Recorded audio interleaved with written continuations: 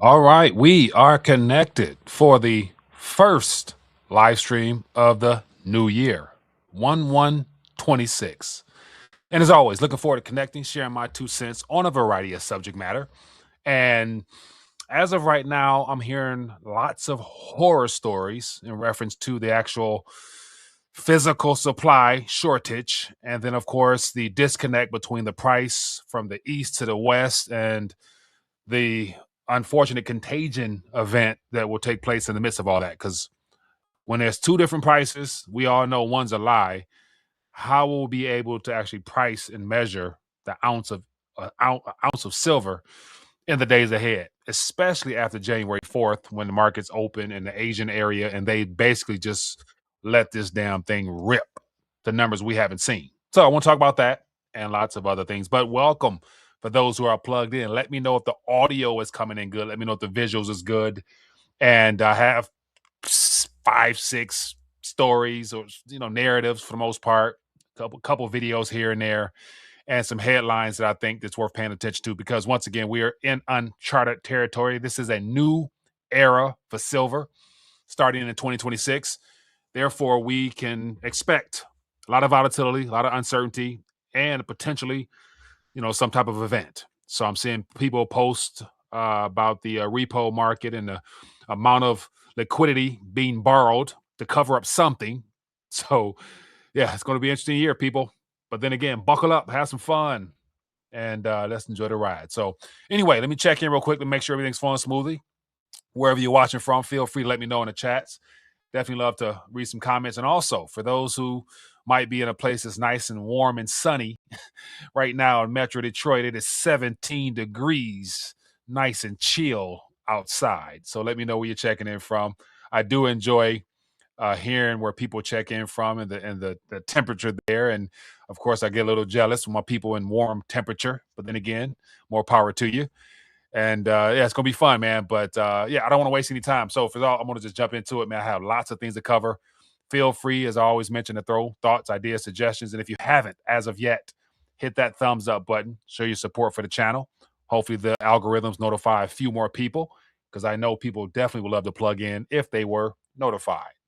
And so hit that bell as well. So let's just jump into it. So for those who have not, never know who might be new, want to continue to remind people, if you haven't, test your silver IQ. 15 quick questions make a world of difference to open up your knowledge bank towards monetary literacy, as I call it. And of course, this year, there's going to be more people than we could have imagined inquiring about silver. And because you are awake and aware, I consider it your responsibility to continue to encourage people to think outside the box, take matters into their own hands, be proactive and not reactive as we move forward in this year. Because outside of all the events that will unfold, it's going to be a lot of opportunity for those that have a plan and know how to execute their plan to the benefit of their family, friends, and things of that nature. So definitely want to continue to remind people of that. So links in the description. Check it out if you guys are interested. Okay. I want to start off with a couple things. I'll go right here first. I think this is important. And so here we have what I consider to be the wealthiest known fiat holder sharing his 2 cents on this current silver surge, silver repricing, silver era that we're entering into. And when I saw this, I'm like, man, okay, this kind of flew by my radar. So I want to definitely touch on it because it'll set up everything else we're going to talk about here. But we have Elon Musk, who is the Einstein of this era, supposedly, and everything that he's building requires silver. And so you better believe if the wealthiest fiat holder is conscious of the silver activity, then every other tech company, tech guru, manufacturing industry, you name it, are also aware and trying to make provisions to be able to secure silver in particular moving forward because there can be no robotic and AI revolution without silver.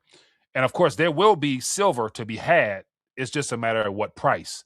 And you better believe he has first dibs on probably the cheapest metal sources. And it's good to say if he hasn't already, I would be willing to bet that he's taken some of those billions that he has and he's already secured some mines somewhere through some type of subsidies or not subsidies, but set up subsidiaries that he owns to make sure that he is able to supply himself with silver. So you better believe it. A lot of billionaires are already buying up all types of operations to secure theirs, to get ahead of the currency race that's going to be happening in the silver game. So just something there. But I'll actually want to touch on that in a moment. But there's a couple other things I want to make sure I dive into before I move there. And so I came across a post. Let me grab it. I have lots of posts. So let me just jump into this one right here. Not waste any time. So, some of the things that, going to be, so I guess some headwinds from the Western lies when it comes to the spot price. We all know it's a supply issue that the West can no longer supply. Therefore, the spot is irrelevant.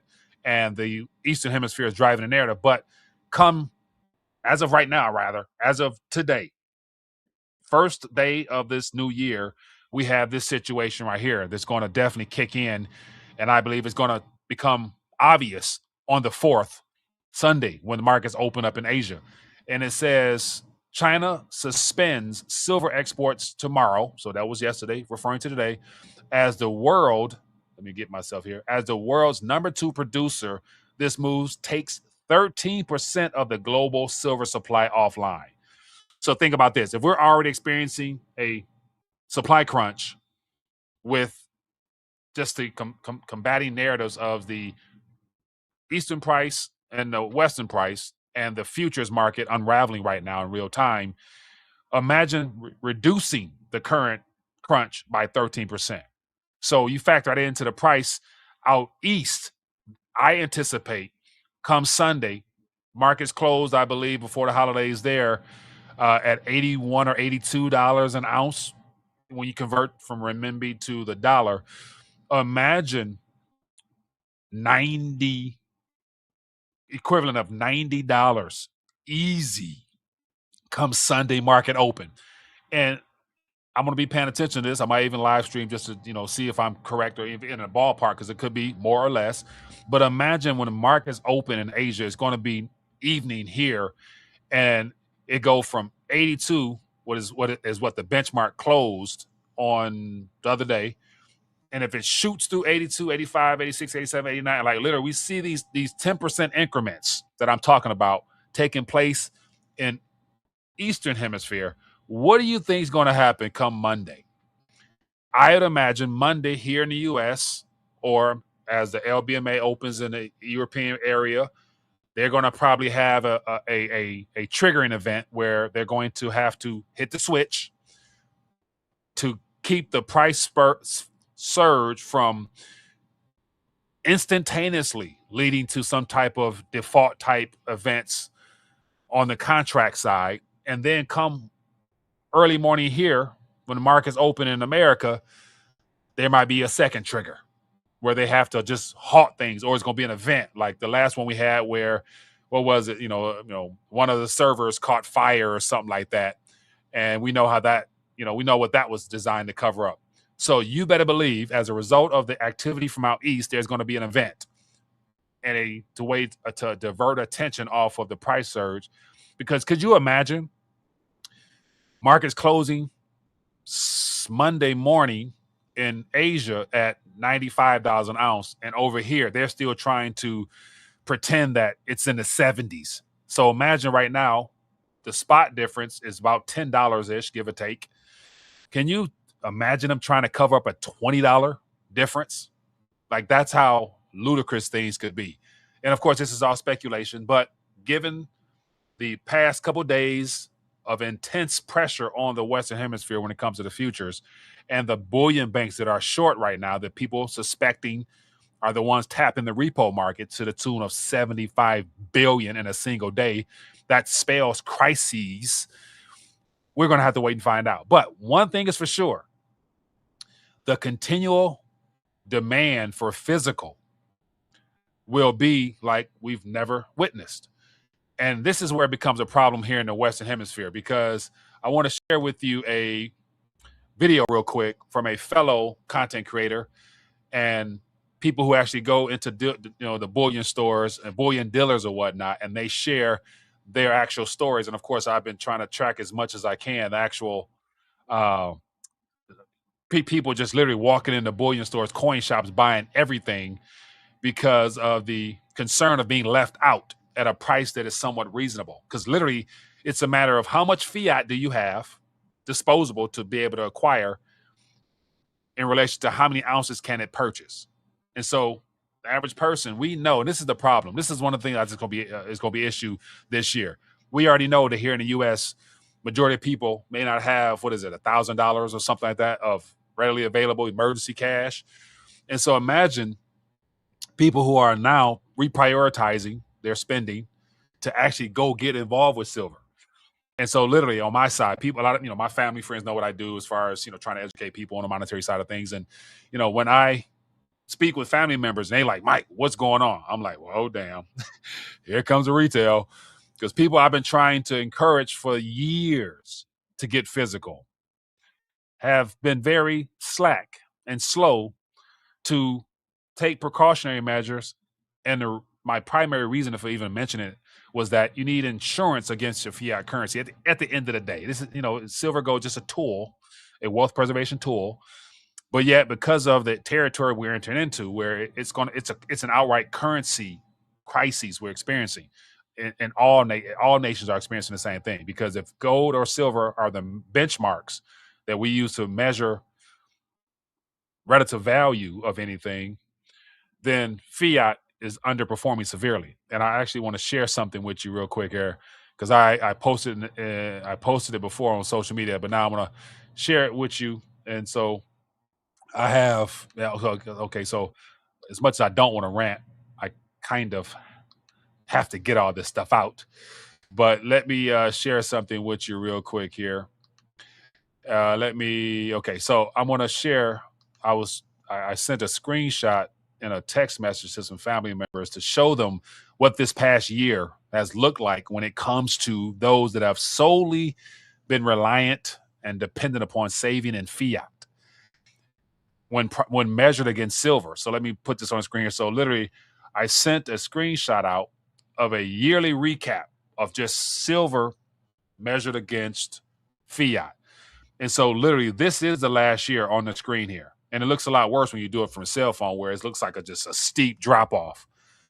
But here you have the actual USD measured against silver over the last year. And it is a continual decline of what I consider to be relative purchasing power. So had a person acquired silver when it was at the top there, you would have gained more fiat purchasing, fiat, nominally speaking. And on the other side of that, having saved fiat, you've lost the ability to acquire more ounces on the other end of this. And so literally, this is just the last year that came out of nowhere. And this is under this current administration. And there's people on the back end, and I'm very skeptical of it, but there's people that really think that this is a organized strategic event by this administration. And me personally, I just find it hard to believe. I do believe it is a coordinated effort where they're working together, however, but for the U.S. to ignore the gold and silver rally for the most part, to me, is more so their admission of their desire to keep status quo going, because this administration made it clear that saving the dollar and that Bitcoin was good for the dollar lets me know that it's not about saving the dollar. It's about continuing to get as much as they can out of this current paradigm before they're forced to switch it. And the Eastern Hemisphere will focus on sound money, aka gold and silver, where the Western Hemisphere will focus on the digital revolution taking place, in my opinion. So from a practical standpoint, I see all the bickering amongst the digital community crowd on X, and everybody's just bashing silver as if like it's the enemy or something. Like, silver should be numero uno because it's the most affordable and cheapest thing a person can acquire at this current moment, and then gold, and then everything else beyond that. And from a speculation standpoint, if you know that they're going to pump the digital space, then sure, dip and dabble in that as well. But it's supposed to be, we can work together on this because it's a, fiat currency destruction era. But anyway, but just so when you look at this here, And I was trying to figure out how to word this, but literally an ounce of silver at this current moment, or $1, a single Federal Reserve note, when measured against a portion of value or weight in reference to silver, the US dollar literally looks like it's at 0.01% of a piece. I wouldn't even say like a certain weight.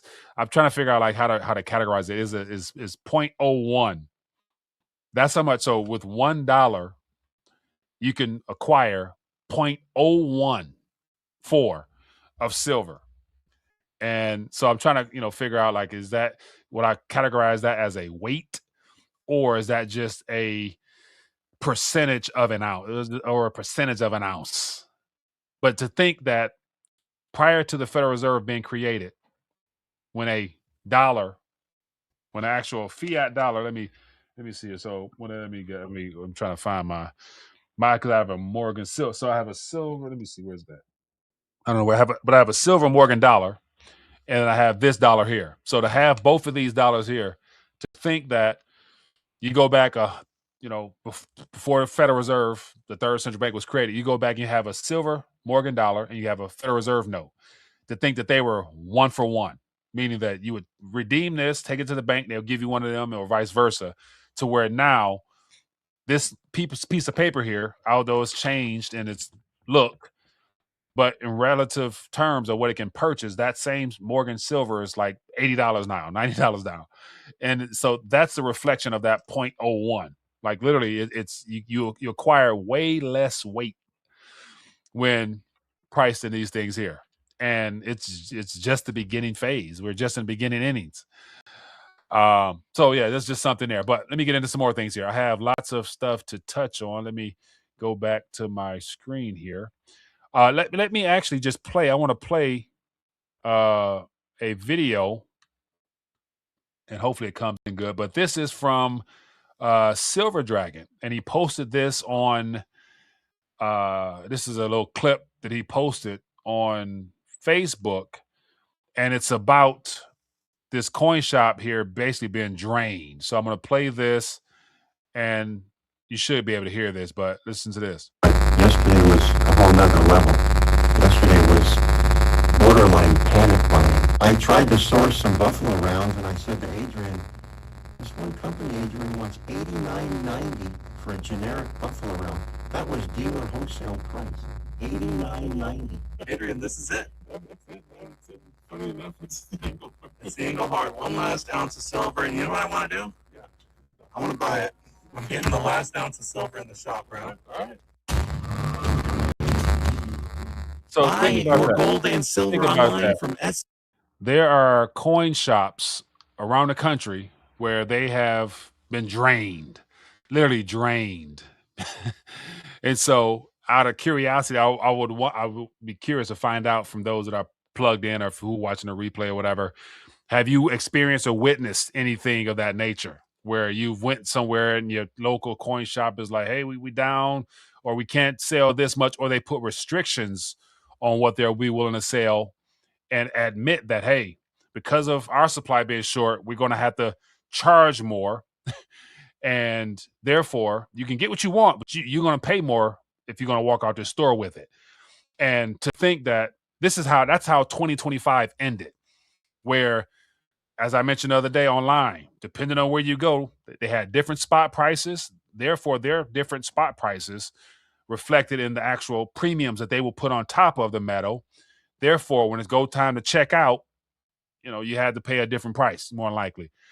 And that's how 2025 ended. So how do you think 2026 will actually start after January 4th, when we go into a new era of silver, where there's going to be a disconnected world of how to actually gauge price?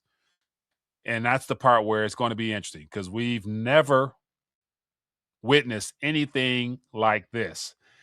And so let me give you some other thing here. So I'm going to go through a couple of things I'll bookmark here one by one and let you guys just see, because not everybody follows closely as I try to follow, but give you some different narratives, some different perspectives. So everybody has an opinion now And I believe if you gather a variety of opinions, it'll help you formulate a core theses that you can run with and, use as a way to further educate yourself as well as to, hopefully gain an advantage than the average person who doesn't even know what's going on, what they can do.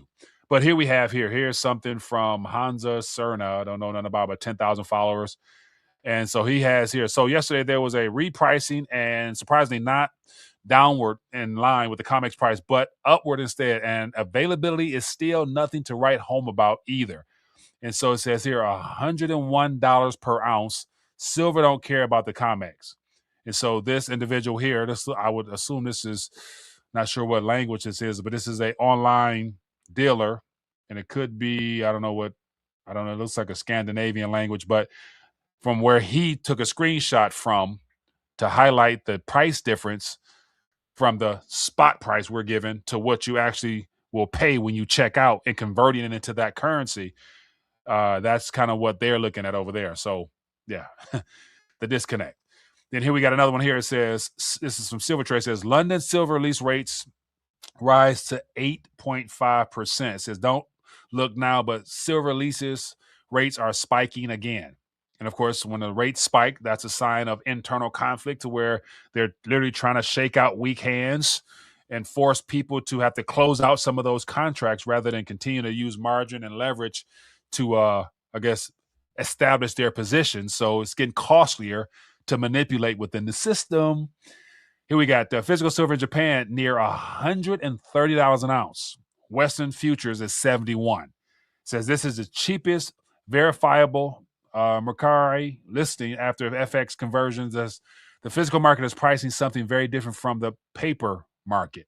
And so here's just some screenshots, and I was reading through the comments here because that price sounded kind of, absurd. But then again, depending on what country you're in and the availability of the distributors to actually acquire physical, once again, as I mentioned the other day, it's the bullion dealers are going to be the actual market makers for those who want to walk out of their store or have something sent to them online. They're going to be the final. They're going to have the final say, because mind you, and this is where, as I mentioned before, as long as buying gold and silver with that from that framework is still a business model, the middleman will be those that sell to you directly, and it's up to them to determine what they're going to charge you. And as I mentioned, the way things are heading, a lot of bullion dealers, going to go out of business at some point because it's not a sustainable business model to accept monopoly currency in exchange for you giving people real gold and silver without there being some type of hiccup. And, it's something to keep an eye on. But once again, this 130 right here sounds a little bit absurd, but, once again, in this current world where because of this futures manipulation, we don't know what the real price is. But then here's something that concerns a lot of people. Says, no, a repo spike of 75 billion is not just an end of the year rebalancing. And this is that surge. And of course, as you can see, every surge on here happened to coincide with an event. So a surge is an indication of a current event under the surface, but then within a short period of time after the fact, it becomes widely known what that event was. And if you just use any type of previous surge on the screen, we all know what happened during those events. We all know. And so give you more insight here. Here is that same graph here that just shows that something is taking place. So literally, we can from what we're witnessing here, we can tell that there's an event unfolding. We're in an event. But then again, it's a matter of like, how will this event unfold and what would it look like within the government? How will the government respond? Because right now we're, knowing that the banks are in, a little trouble. So they're, having to do some repo overnight, which is a 24-hour, lending window, whatever. But the fact that it's picking up speed to end 2025, what do we expect in 2026? Well, the Fed's going to have to cut even more drastically. We got the whole Federal Reserve changing of the guards. We got a new person coming in soon enough. And then we have $7 trillion from our government that's due So therefore, our government's going to go on a spending or borrowing binge. At the same time, there's going to be some type of packages put together. This just all this to me spells emergency relief, because as you look at all the previous blue surges, the result of those were packages put together by our government to save the day. And so you go back to Lehman Brothers, we know we got, the introduction of quantitative easing with, the TARP and, QE 1, 2, 3, and everything else that came about. Then, of course, during the health situation, this current administration put out, 1 or 2 packages. And then the previous administration, Biden, put out 1 or 2 packages. That was about 4 packages. And what I mean, packages like, let's borrow 2-3 trillion to try to, kick the can further. And so if every previous surge led to some type of monetary stimulus injection, aka packages, I'd anticipate 2024, we could see the reintroduction of some type of packages. And the packages we see are always designed to cover up the primary problems, which is all centered around the banking. And so I'm about to take a pivot. So I'm about to share with you some things that I am keeping an eye on that I believe will be of importance to you. And so I was going to actually do a video about this specifically, and I probably still will, because I won't be able to package it all together. But I'm going to share with you something that I know you haven't seen before, because until I put it together, it did not exist from what I saw. And this is what is at stake right now. There is the possibility of a brewing systemic event. The silver implosion right now, to me, is revealing that there is a looming systemic event taking place right now. And the repo market, I believe, is showing us how. Okay, so on the screen here, I'm about to share with you something that you've never seen before. So bear with me. I put this together based upon some information I'm going to show you, and I got to clean it up some. But, thanks to AI, I can capture an idea, a thought, and put it into context in a way that makes sense. So here you have the GSIB hierarchy of systemic risk vortex. I coined that phrase because this is what the 29 largest banks that have the most systemic contagion, this is their level of interconnectivity. And at the very center of this vortex is bucket 5, or if we were to call this like a hurricane, it'd be consideration of a category 5. And it all has to do with the amount of risk the bank is exposed to. And so the outer green is the least exposed, but the closer you are to that red, the more dangerous you are. So if I zoom in here, bucket 4, or category 4 systemic type of event, is JPMorgan Chase. They are the most systemically contaminated bank on the planet. And as I showed you from previous videos, that article that they took down, they also happen to have the largest hoard of physical silver above ground that we know about, and they have a long position in the silver price. So I believe if there's a systemic event centered around JPMorgan Chase, whether it be derivatives, the banking issues, or whatever, the silver hoard that JPMorgan Chase has, or reportedly has, once repriced, will be enough physical collateral to make sure that they as an institution will be whole. And what do I mean by that? I've been ranting over this subject matter for years now. And as I mentioned before, at the end of the day, the global systemic important banks will be consolidated to a very, very, very, very low amount. Every banking event, there's always banks that go out of business, and they're sacrificed intentionally because there's a concentration of power into the hands of the few. And so if JPMorgan Chase is the most risky, then you have tier 3. It's Bank of America and Citigroup, HSBC, and another one. And then if you go out further to bucket 2, you have other banks mixed in with a lot of Chinese banks. And then when you go to far green, you have other banks that are lesser risk. And you say, okay, what is this visual aid showing us? I will show you exactly what it is. This is a chart that I believe everybody will be paying attention to sooner or later. So if you go to the FSB.org, which stands for the Financial Stability Board, they are the body of individuals that are in charge of keeping an eye on, as it says here, 2025 list of globally systemic important banks. And so they work behind the scenes to try to keep and capture the amount of contagion that exists within these banks. Contagion simply it's spelled out here: higher capital buffer, total loss absorbing capacity, resolvability, and higher supervisory expectations. So these are some of the metrics that they use to categorize these banks.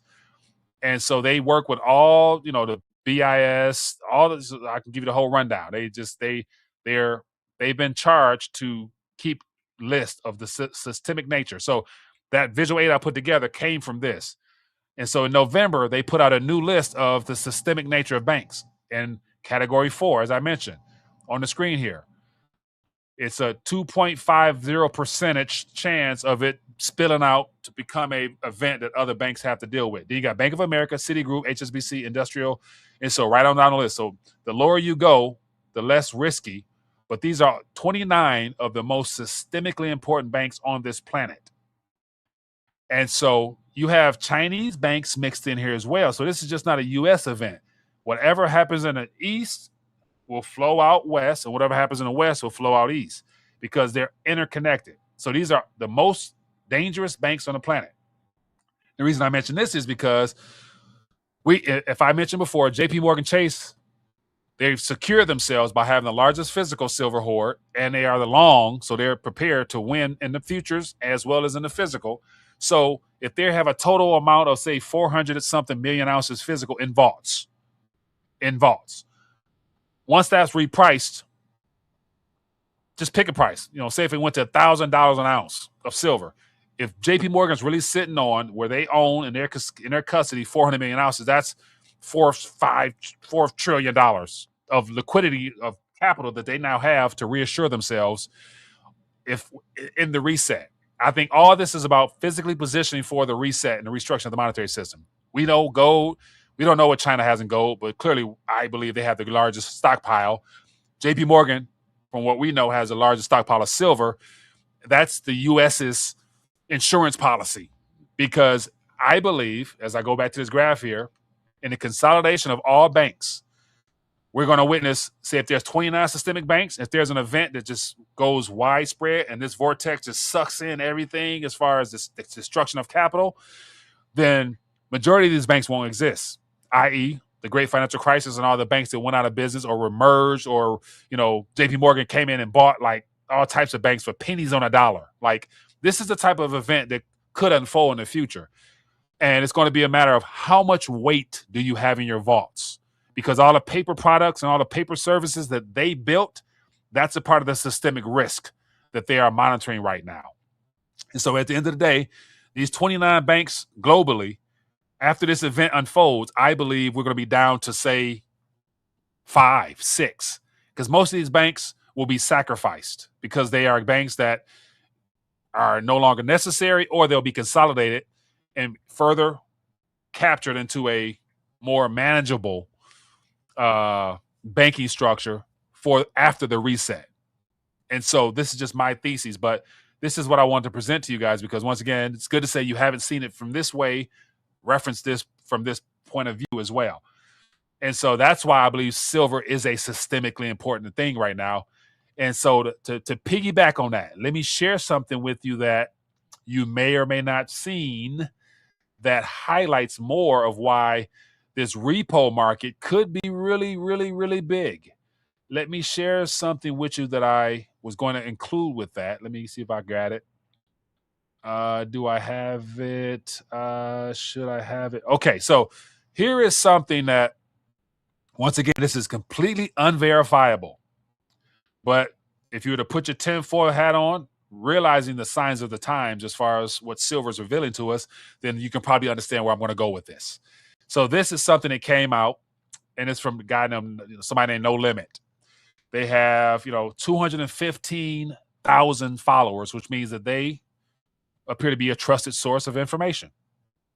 But they're Bitcoin, whatever. But it says here, this has never happened before. It says, I've been analyzing this for the last 6 hours, and this is very bad. It says world silver production is 800 million ounces. Bank of America and Citi shorts equate to 4.4 billion. And so, stop right there. As I said before, if I had the article, I would show you the JPMorgan reallocating and going long and getting physical. And then in that same article that's not available anymore, they said there's a certain amount of banks that are going short, they're still long short.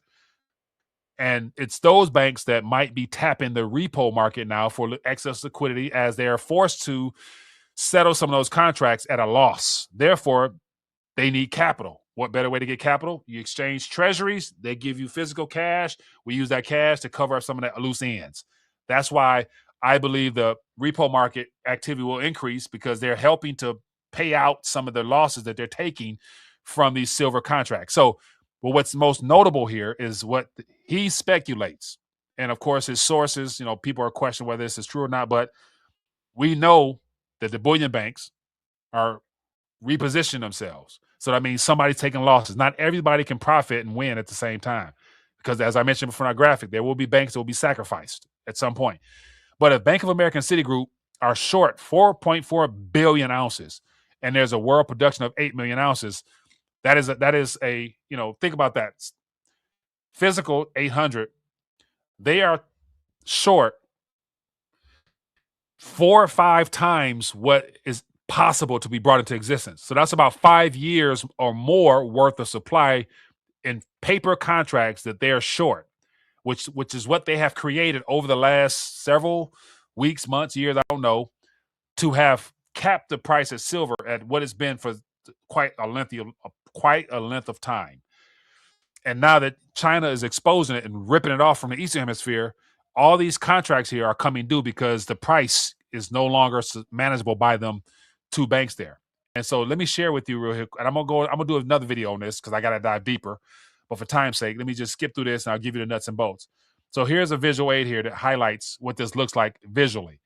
And so if Bank of America and Citigroup, which, as I just showed you, they're on the list of the most, they're the second and third most riskiest bank. And so this is the graph here, as I show you here.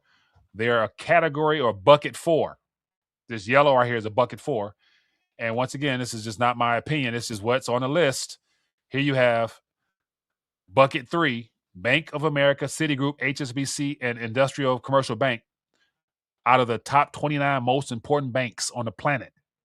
If Bank of America and Citigroup are 2 and 3, and if they are really, as this person says here, short 4.4 billion ounces, and it's only 800 million per year come out of the ground, there's a disconnect here. So it says here, Bank of America is 1 billion short. Citigroup 1 billion. This is net short position, and it talks about here the position versus the global annual managed supply. So Bank of America is 125% above the actual out of ground annually.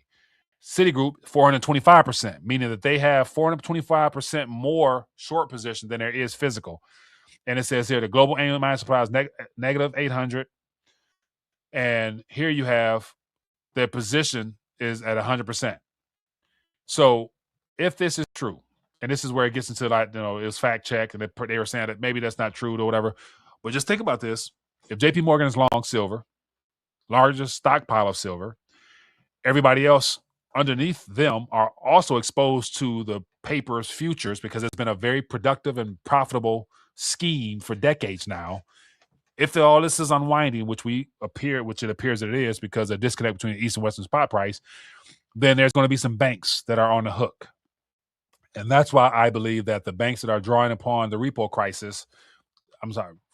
market, are the banks that are perhaps short the availability of funds needed to meet obligations. Therefore, What we're witnessing is the collapsing of the internal manipulation tools that have been used for decades now to suppress the price of silver and gold. And therefore, as I start off for those who might come in late, this graph here being a indicator of a under the surface event that will become public down the line, we're already in a crisis at this current moment. So 2026 is starting off with a under the surface crisis that's starting to bubble up. And after the previous two crises that we experienced, Lehman Brothers and the health situation, the end result was monetary measures that equated to trillions upon trillions being brought into existence through the term packaging, aid. So if Lehman Brothers resulted in QE 1, 2, 3, 4, TARP, and all types of other packages, COVID resulted in packages, then what do you think is going to happen with this current event in 2026? They're going to cut substantially the Fed funds rate to provide liquidity so the government can create packages, i.e., they'll call it like the Refinance America Act or whatever, and trillions will be brought into existence. So if you look at the amount of trillions that were brought into existence, let's just think about the scale of trillions that will be needed. If Lehman Brothers resulted in the Fed's balance sheet, so let me just for those who might be new, you never know. But once again, I just I'm a nerd for this stuff because this is history in the making, people. This is something that we could have never have imagined having been a part of, but here it is. Let me find the actual okay, so let me give you the big boy view. So if every event that we saw from the repo market resulted in packaging, i.e. trillions being brought into existence, let's go back to this. This is that first surge that I just showed you. So here we go. So this Lehman Brothers moment, this is that first surge. So we look at the amount of currency that was created.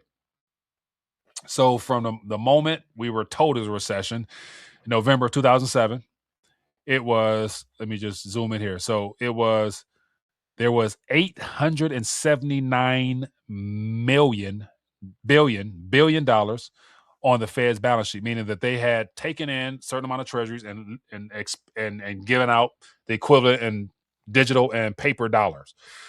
By the time we hit full crisis mode, there was the peak. There was 2.1 trillion. So from under 1 trillion to 2.2 trillion, and then from that point on, more trillions. And so by the time we were done with QE, so it's like QE 1 and 2, 3, maybe 3 here. There was less than 1 trillion in existence to 4 trillion on the Fed's balance sheet. So that's about 3 or 4 trillion. Okay. For the first crisis. The second crisis, we were at the balance sheet of say coming down QT was happening. They couldn't do it. System broke in September 2019. Then 5 months later, we got a health situation. So from 4.2 trillion, we got all the way up to 8.9 trillion. So that's 4. So we got 2, 3 here, 4 here. And of course, that's just the surge. Then QT here. And so literally, if we are right here where the Federal Reserve got their balance sheets down to 6.5 trillion. So heading into 2026, if everything I'm putting together makes sense, and if it comes to fruition at the smallest amount, meaning that an event, the government steps in with some type of package, the package results in interest rate cuts, and then it comes into monetizing debt. So we're going to go from 6 easy. So we got 3, 4, double that. I'm saying 12. So we're going to go from 6.9 off this chart here to about 12 or so trillion. That's just phase 1 of emergency injection into the system to cover up the stuff happening underneath the surface. And if that is true, you better believe we're going to see prices and things that we could never imagine before. Gold and silver will be at valuations that don't make sense to the human eye. And then the stock market would also be at numbers that we can't mention, because literally that is the last hoorah of the currency. The Federal Reserve note will be done. The Federal Reserve note will be done because everybody will realize the problem is this, and the flight to safety will be like never before. Every and anything you look at on the screen will be at a price because the currency is done. And then we get into the rebuilding phase I hinted at earlier, where those that in the institutional level that sit on the largest piles of physical, tangible wealth will be the ones that be able to sit at the table and have a say so. Just like we know whoever holds the most gold call the shots. So if China holds the most gold, we suspect JPMorgan holds the largest silver stockpile, and say gold and silver go, as I always like to point out to people who, never know who might be new, but I like to keep an eye on the gold to silver ratio, because that is a way that I believe we will get a more equalized price metric for the value of gold and silver when we're talking about them items outside of USD terms. And so right now it's 60 and dropping. So if China has the largest gold hoarding and JP Morgan has the largest silver holdings, I can imagine that JP Morgan and our government working together to reassure some type of capital structure where we can still have a seat at the international table. Because once again, you can't sit at the table if you're sitting on debt. And nobody going to accept U.S. liabilities. We got treasuries or bonds. No one's going to willingly want to hold Federal Reserve notes anymore and or the digital representations. So you're going to need something physical to be able to sit at the table on an international scale. And trade will cease because nobody can trust nobody until there's some type of recalibration of the system, and weight and measurements will be of importance. While the West try to stick the world with, digital IOU nothings by creating this false illusion that everybody's racing to get Bitcoin. Like, what can Bitcoin do in a world where everybody needs tangible, physical wealth from the ground? And so this is what I believe the future looks like as far as the repricing and restructuring of the monetary world order. And it looks like silver is telling us where the things are heading. And as far as tokenizing metals, I see somebody mention about tokenizing metals.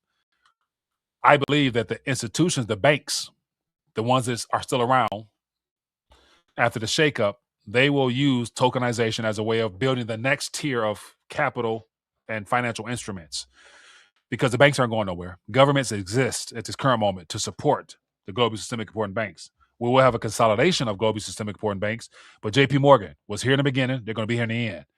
JPMorgan is a part of the Federal Reserve. Like, don't forget that there's a certain amount of globally systemic important banks that are shareholders of the Federal Reserve, and JPMorgan being number one, is a shareholder of the Federal Reserve. So they're not going nowhere either.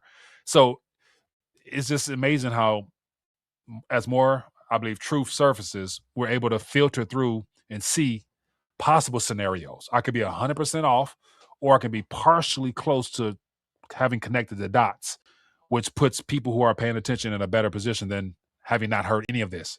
Because what it boils down to is, how physical are you? How much real tangible wealth do you have now? And how much can you maintain through this restructuring? Because governments will get stingy. They're going to want to tax everything. They're going to take property, because ultimately you can't have a reset unless you increase government's control and power and try to minimize and make even smaller the populace and make them more dependent upon the government. So there will be UBI. There will be a digital credit score. All the digital stuff is going to still happen. It's going to be the best time to do all that. Just like this previous health event was the greatest time to set up the infrastructure. 5G towers, cameras everywhere. That was the infrastructure being set up. The next event going to lead to the actual cutting on of the total surveillance switch, where people going to line up across the country to get their ID score and to get their UBI, because you got to have one to get the other. And this is where people be like, man, you know what? I'm not participating. I'm not going to do that. Fair enough. You will only be able to get by for so long before you're forced to. Because if you have any connection with the connected financial world, you're going to have a score. You're going to have access to UBI, therefore on your phone, an app from the government with some stable coin or CBDC in it. And so once again, there's no way around it because it's inevitable, in my opinion. But then again, that doesn't mean that by participating, like, you sold out, you gave in. No, you got to do what you got to do to make sure that you and yours are protected. And once again, like people say, oh, the market, we got checkpoints to get to. So just because you accept a digital ID, in my opinion, doesn't mean you took the mark. You know what I'm saying? Like, because yeah, people are here, like I'm watching so many market of beast stuff, like, oh, the mark, like the mark, like, focus on making sure your name is written in the Lamb's book of life. Because the mark is a distinguisher of those that are not going to be able to receive salvation. So if you are in Christ, if you're born again, your name's in the book. Therefore, the mark, shouldn't really concern you that much. Don't be afraid of the mark. You know what I'm saying? You're going to go through some things if you're still around, but more than likely, God going to bring you through. So keep your mind focused on the prize at the end. You know what I'm saying? We win. We inherit the earth. You know what I'm saying? Like, come on now. The meek shall inherit the earth. So believe me, everything is on course. Everything is on par, my friends. Oh, man, I'm sick. Woo, baby, I'm excited, man. I'm excited. Okay. So let me, because I'm excited, I'm going to just, I got to put some more of my business out there. So I haven't mentioned this to anybody on the online yet, but my passion is clearly centered around the kingdom of God. That's my passion. I can't ignore it. It's just in me. But what I want to share with you, just, if you're not a believer, you'll believe in something sooner or later. Might as well be proactive with your choice as well. But I'm going to just put it out there because I'm going to make it available. Something that I put together, and I put this together for my children and my family. But give me a second here. I'm going to share it just because it got my spirit, man, churned up. I'm believing God for some miraculous things this year for mine. And give me a second. Let me see if I can grab something for you real quick to share, just I'm gonna share it as like a little tease, and then I'll put it out if people are interested. I can't find it, man. I can't find. Where's it at? I got it here, but I don't have it here. Let me see. I have it, but I don't have it. I gotta go find it. Bear with me, people. I'm trying to. Okay, well, I can't find it, but putting together my thoughts and ideas based upon where I feel led to focus on for my own personal ministry. Everybody who is born again, you have a ministry, is basically just being proactive and sharing your faith. That's the least you can do for the one who's paid his price for your sins. And so let me share with you, this is something that I put together that is my little project. It's called the Kingdom Blueprint, Rediscovering Your Identity and Reclaiming Destination. I'm sorry, I said that wrong. Reclaiming Dominion and Restoring Creation. And so this is a little PDF I put together for my children, because I'm trying to find a way to articulate biblical concepts to my kids so that they have a more unique way of looking at it. But I put it together, and I will probably make it available to the community as well. So if you guys are interested, drop a comment down below, and I'll definitely make sure you guys get a copy of it, because once again, it's information within the book, good book, but it's interpreted and deciphered in a way that it's kingdom focused, because it's all about government, all this about righteous government, which is coming sooner or later. But anyway, I can go on and on and on, but I'm not. But that just got me excited, so I thought I would share that for whoever it's worth. But anyway, so happy first. Let's get ready for some excitement and some fireworks, people. It's going to be a doozy. But anyway, that's all I got. I put together a lot of stuff in here, and definitely there's nuggets. There's some perspectives in here that I know you may not have seen before. This is where I rely upon you as members of the community. Share this, hype this. I see people now can hype videos. You can hype stuff, meaning it'll thrust it up a little bit so more people can discover it. Take this, share it with family, friends, give them something to think about, have them prove it wrong, and then come back and share the facts with me. And I definitely love to be, proven wrong. But until then, what I'm saying? Let's take advantage of opportunities to help other people. Let's be a blessing this year. Let's just make it move. Let's make it move this year. Okay. Anyway, I can go on and on and on, but I'm not. This was fun. Anyway, shalom.